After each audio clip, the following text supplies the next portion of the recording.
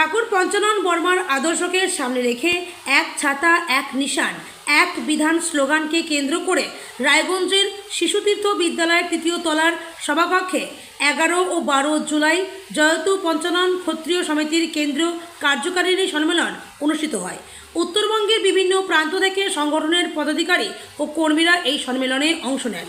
এই বিষয়ে বক্তারা জানান, রাজবংশী সমাজের সামাজিক ও অর্থনৈতিক বঞ্চনার বিরুদ্ধে আত্মসম্মান ও মর্যাদা প্রতিষ্ঠার লক্ষ্যে ঠাকুর পঞ্চানন বর্মা 1910 সালের 1 মে ক্ষত্রিয় সমিতি প্রতিষ্ঠা করেছিলেন।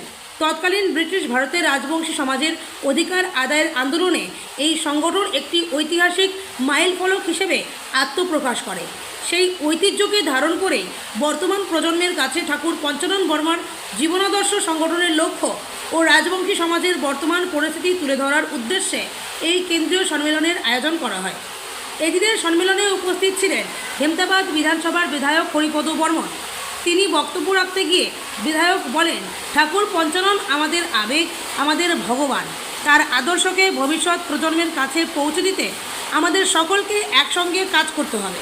তিনি আরও জানান, হেমতাবাদ বিধানসভা এলাকায় উত্তরবঙ্গ উন্নয়ন দপ্তরের কাছে একটি 1000 আসন বিশিষ্ট অডিটোরিয়াম নির্মাণের প্রস্তাব দেওয়া হয়েছে এবং সেই অডিটোরিয়ামের নাম ঠাকুর পঞ্চানন বর্মা অডিটোরিয়াম রাখার প্রস্তাবও তিনি দিয়েছেন। পাশাপাশি এলাকায় যে নতুন কলেজ নির্মিত হবে তার নামও ঠাকুর পঞ্চানন বর্মার নামে রাখার বিষয়ে ক্ষত্রিয় সমাজের পক্ষ থেকে আনুষ্ঠানিক প্রস্তাব এলে তিনি সর্বাত্মক সহযোগিতার আশ্বাস দেন। এই বিষয়ে বিধায়ক তিনি আর কি জানালেন শুনব। এই বিষয়ে সংগঠনের পক্ষ থেকে জানানো হয়, ঠাকুর পঞ্চানন বর্মার আদর্শ রাজবংশী সমাজের ঐক্য, সামাজিক উন্নয়ন এবং সাংগঠনিক শক্তিকে আরও সুসংহত করার লক্ষ্যেই এই কেন্দ্রীয় কার্যকারিণী সম্মেলনের আয়োজন করা হয়েছে।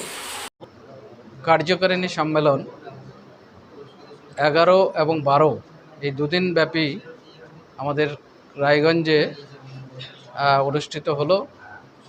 পুরো উত্তরবঙ্গের ক্ষত্রিয় সমিতির যারা কার্যকর্তা তারা এখানে উপস্থিত ছিলেন। এখানে দুদিন থেকে ক্ষত্রিয় সমিতিকে আগামী দিনে কিভাবে এগিয়ে নিয়ে যাওয়া যায় তার পরিকল্পনা এখানে করা হলো।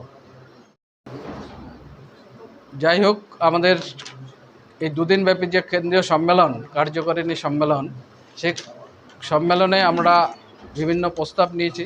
তার মধ্যে 1 নম্বর হচ্ছে রাজবংশী ভাষাকে 8ম তফসিলে অন্তর্ভুক্ত করা হোক, সেটা আমাদের প্রথম দাবি। দ্বিতীয় দাবি হচ্ছে ঠাকুর পঞ্চাননের মূর্তি কলকাতা শহরের বুকে প্রতিস্থাপিত হোক। তৃতীয় দাবি হচ্ছে ঠাকুর পঞ্চাননের জীবনী ইতিহাস পাঠ্যবুকে অন্তর্ভুক্ত করা হোক এবং ঠাকুর পঞ্চাননের জন্মদিন বিগত সরকার যে ছুটি ঘোষণা করেছেন সেটার পরিবর্তে আমরা ক্ষত্রিয় সমিতির পক্ষ থেকে সেদিন পালনের জন্য সরকারের কাছে আবেদন করছি। আজকে আমি ক্ষত্রিয় সমিতির যে কেন্দ্রীয় কার্যকারিণী সম্মেলন আমাদের রায়গঞ্জের সারদা শিশুতীর্থ এখানে চলছে, এসে ইনাদের মানে আমাদের ক্ষত্রিয় সমিতির যে কয়েকটা দাবি দেওয়া আছে, সেই যে বর্তমানে পশ্চিমবঙ্গের যে সরকার, সেই সরকারও এই দাবিগুলো পূরণ করার জন্য বদ্ধপরিকর। অলরেডি গতকাল আমাদের এনবিডিডির একটা বৈঠক ছিল আমাদের উত্তর দিনাজপুরে। যেহেতু আমার প্রস্তাব রয়েছে যে আমার হেমতাবাদ বিধানসভায় একটা অডিটোরিয়াম, সেই অডিটোরিয়াম প্রস্তাবে সেই অডিটোরিয়ামের ডিপিআর তৈরি করতে গেলে অডিটোরিয়ামের নাম একটা সিলেক্ট করতে হয়। তো আমাকে অ্যাজ এ বিধায়ক হিসাবে এনবিডিডির যে ইঞ্জিনিয়ার রয়েছেন ওনারা আমাকে জিজ্ঞাসা করেছিলেন যে এখানকার অডিটোরিয়ামের নাম কি রাখা হবে। সেক্ষেত্রে আমার যেহেতু ঠাকুর পঞ্চানন বর্মা অডিটোরিয়াম রাখার আমি প্রস্তাব দিয়েছি, ওনারা সেই প্রস্তাব মেনে নিয়েছেন। তার সাথে সাথে আপনারা জানেন যে আমার হেমতাবাদ বিধানসভায় একটা কলেজ স্থাপন করার প্রস্তাব হয়েছে।